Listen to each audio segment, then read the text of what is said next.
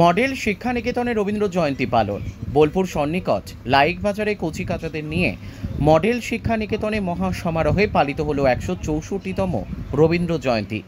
কবিগুরু রবীন্দ্রনাথ ঠাকুরের জন্মদিন পালন করতে সকাল থেকে হাজির হয়েছিল স্কুলের ছোট ছোট বাচ্চারা। গান, কবিতা, আবৃত্তি, নাটক পরিবেশন করে স্কুল প্রাঙ্গণে। বাচ্চাদের এই অনুষ্ঠান দেখার জন্য হাজির হয়েছিলেন স্কুলের অভিভাবক থেকে শুরু করে অতিথিরা। আজকের এই অনুষ্ঠানে মূল অতিথি ছিলেন শান্তিনিকেতনের প্রবীণ আশ্রমিক ও শান্তিনিকেতন ট্রাস্টের সভাপতি অনিল কোনার মহাশয়।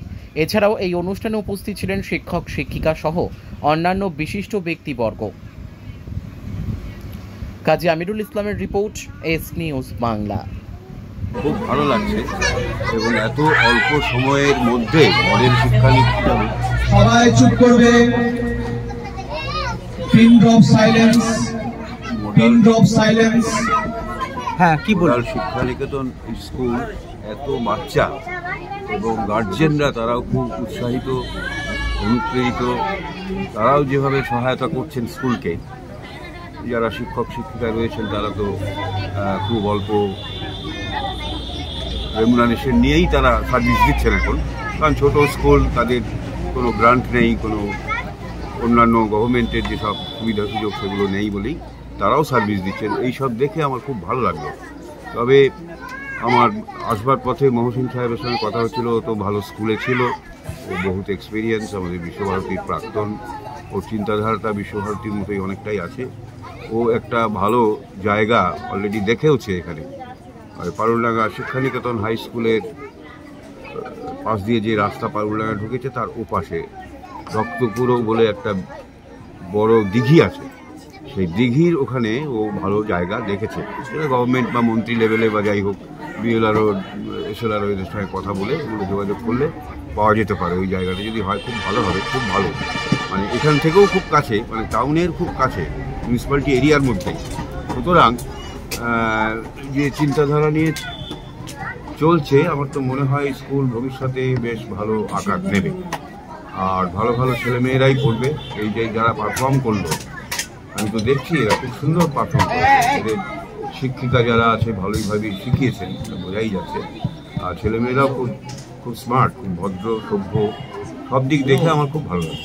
কি বার্তা দেবেন বাচ্চাদের উদ্দেশ্যে?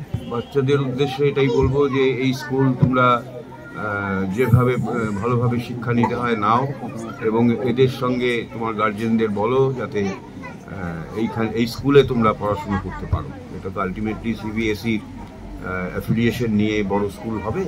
কাজেই তোমরা অন্য কোথাও চেঞ্জ করে অন্য কোনো জায়গায় যেতে হবে না। এটার সঙ্গেই তোমরা অ্যাকোয়েন্টেড হয়ে গেছো।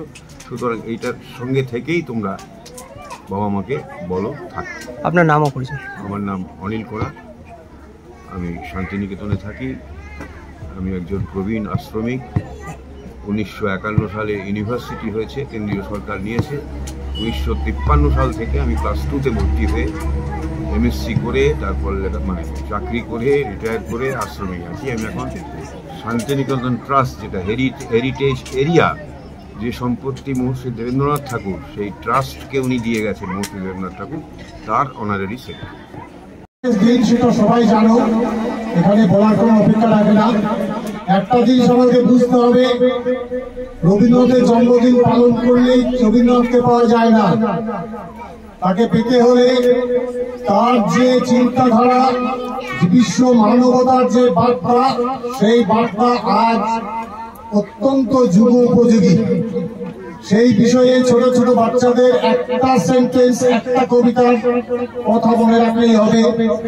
তিনি একটা কবিতায় বলছেন, চিত্তজিতা ভয় শূন্য, উচ্চজিতাশীল। চিত্ত মানে হচ্ছে মানুষের মন। মানুষের মনে কোনো ভয় থাকবে না। তোমরা যারা আমাদের স্কুলে পড়ছো, তাদের মনে কোনো ভয় থাকবে না। আর করতে হবে, মাথা উঁচু করে চলতে হবে। আর যে কাজগুলো যখন করার দরকার, সেই কাজগুলো ঠিকভাবে করতে হবে। কোনো ক্রমেই কোনোভাবে সময় নষ্ট করা যাবে না। আর একটা জিনিস, কোনোদিন কোনো কাজ, খারাপ কাজ করবে না। সব সময় ভালো কাজের দিকে তোমাদের উৎসাহ থাকবে। আর উত্তরোত্তর সেই ভালো কাজ করতে থাকলে তোমরা একদিন জীবনে প্রতিষ্ঠিত হবে, এই আশা রেখে। কেমন করে কিনবো, আমার তো পয়সা নেই। কেমন ছেলে তুমি, কিনবে না তো আমার বেলা বলে দাও কেন? যদি তোমার সঙ্গে চলে যেতে পারতুম তো আমি যেতুম। আমার সঙ্গে? হ্যাঁ, তুমি যে কত দূর থেকে হাঁটতে হাঁটতে চলে যাচ্ছ শুনে আমার কেমন করছে। হ্যাঁ বাচ্চা, তোমার কি হয়েছে? আমি জানি না, আমি তো কিছু করিনি, তাই আমার কি হয়েছে আমি জানি না।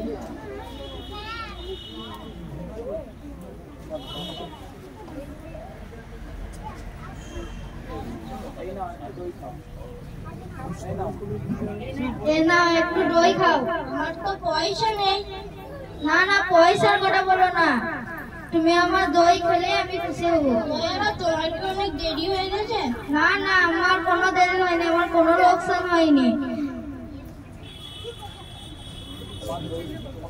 তোমার দই বেচে যে কটা সুখ সে আমি তোমার কাছে শিখে নিলাম। আমাকে তুমি একটা নাম দিলে যে নামের খুব প্রয়োজন ছিল।